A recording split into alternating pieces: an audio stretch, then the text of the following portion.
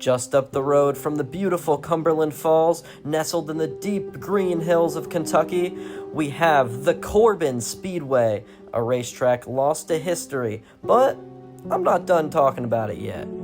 Full of loud engines, tons of closures and comebacks, and even a history in NASCAR that not many people know about at all. What's up, y'all? I'm on my way to a racetrack I drove by actually the other day on my way back from a hiking trip. I want to know more about it, so I'm heading back out there. It's pouring down rain right now, unfortunately, so not the greatest time, but you know, there's no time like the present to go and see some old abandoned racetracks, bro. They're rebuilding them day by day, moment by moment. You can see in NASCAR, the top series, they're bringing back North Wilkesboro, Bowman Gray, all these racetracks they're bringing back, and you never know what's going to happen to your local short track, whether it stays open, it closes down, even if it does shut down, they can bring it back in the future. It takes one new buyer to own the land, and I mean, you're in there.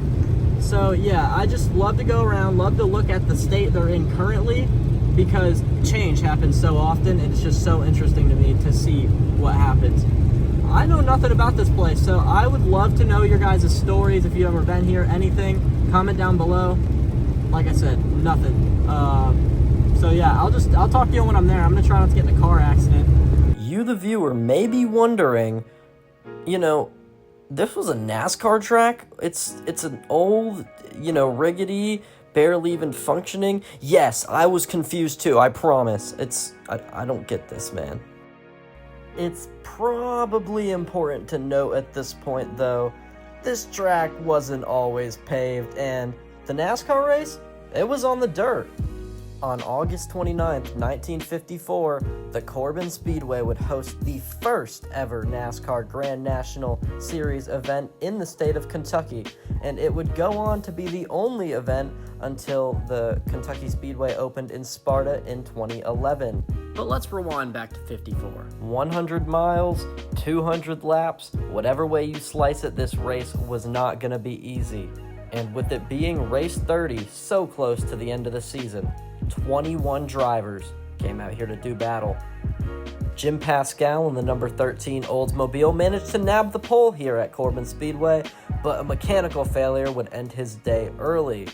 Lee Petty went on to claim victory, leading just one lap, and we all know which one that was, the most important. There was also a ton of local talent making the show, including the man who brought the race here to begin with, Bub King. He ended up going on to finish P18 and got a whopping $5 for his result.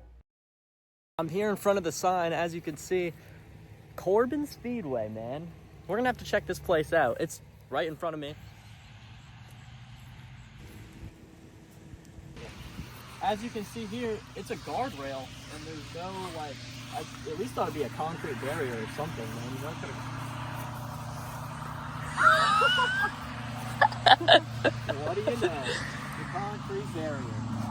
Here, step up here. Look at this, man. That's a racetrack. They got, it looks like they're doing some construction of some sort. They got a dirt track in the middle and some trucks over there. So I don't know if they've been running go-kart races here or something. Like, I'm honestly not sure at all, but... The paving of Corbin Speedway in 1973 marked as an important chapter for local racing in Corbin, Kentucky, as there is not a lot of asphalt racetracks in the state. This obviously caused an influx in the amount of drivers looking to race late models, modifieds, 4-cylinders on pavement, and, you know, they all came here and it was booming. There were great events put on. The Labor Day Fall Classic, the Independence Day Spectacular, and even a charity event with a Dale Earnhardt Jr. show car, racing, discounted food. I mean, they had a car show, everything, man. It was incredible. I wasn't there, but, you know, it sounds incredible. Here it is, everyone. Look at this grandstand structure, man. It's falling apart. Here's the track. Sorry it's focusing on the fence and not the what's behind the fence. But man, ain't that cool. During its time, Corbin Speedway was very community and family driven, with drivers even participating in track operations and just managing the place in general. And with the down-to-earth, just somewhat cheap pricing, it allows grassroots racers and families alike to enjoy the racing experience and not have to worry about blowing their entire savings account on a race.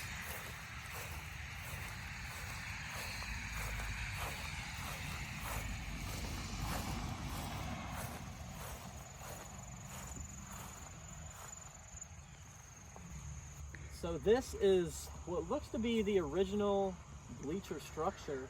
I'm not sure when they got rid of this, whether they took it out when the track got abandoned or whether they took it out during the time when they tried to fix the track during COVID, or whether it's just, I don't know.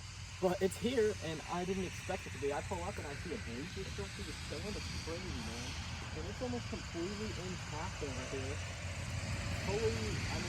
It can, might not be repairable, but you know, I feel like it definitely could be used for something other than just sitting here. I mean, there's literal flowers growing through it. This is beautiful, but man, it sucks to see this beautiful, what used to be a booming racetrack, so many people here, gone, nothing.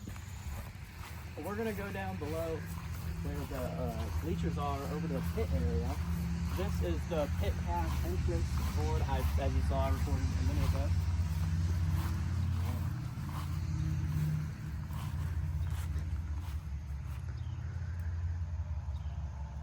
You just gotta take it in, like, you really do. Incredible. The work and the dedication and the time that goes into building these racetracks, just for it all to be torn down.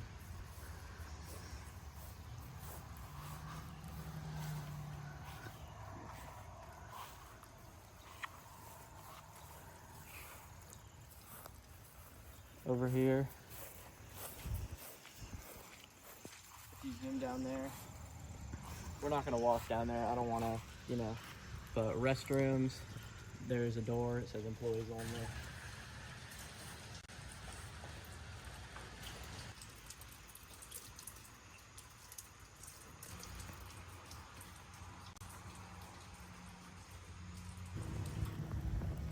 I broke it down to the 3 biggest reasons I think we lost Corbin Speedway over time. I think number 1 is just financial struggles. It's obvious, it's out there, that's why it's number 1. The cost of owning a track has gone up tremendously over the years, and when Corbin first started, running, operating, it was cheaper to hire people. It was cheaper to sell tickets, it was cheaper to do all that stuff, and now it's just not the world we live in, and they can't afford it. It's just that simple. Another reason is the declining attendance, man. You cannot cover these funds, for your financial struggles if you're not putting butts in seats. No butts in the seats, no money's being made. It doesn't matter how bad you want to put cars on the racetrack. That's how simple it is. This can be for a multitude of reasons, but I think the main one is the younger generation just isn't as in touch with grassroots racing as, their parents are. And lastly, I'd say the track condition played a huge part in its, closure. This track needs regular maintenance and upkeeping considering it's an asphalt track and it was built a long time ago, and they just did not have the funds to do so. Here's a look at the track. Man, this place is beautiful. Just to imagine the people who were racing up against, this right here, trading paint. Oh, so many stories. And it looks like there's more to be told. That wasn't here last time I checked. So I don't know if they're doing something with it, but they have to be. Holy. What I want you to take away from this video is please get out to your local short tracks. They need your support. They need your money. They need you to be there and support what you love. There are these beautiful racetracks just 30 minutes, an hour away from your home, and I was too late to getting here. I stumbled upon this place by complete accident, and it was already closed, but it makes me so much more appreciative for what I have. Richmond Raceway, Ponderosa Speedway, Florence Speedway, all other tracks located in Kentucky I've been to, and they're still here and thriving, and they might not be for much longer. Please go out and support your local short tracks. My name is Caden. Thank you for watching this video. I appreciate it so much. It means the world to me.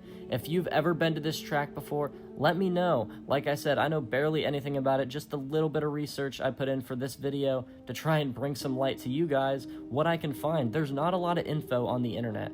So if you know anything I need to know, comment down below. I appreciate the support. Like, comment, follow, subscribe. I already said it a million times. Thank y'all.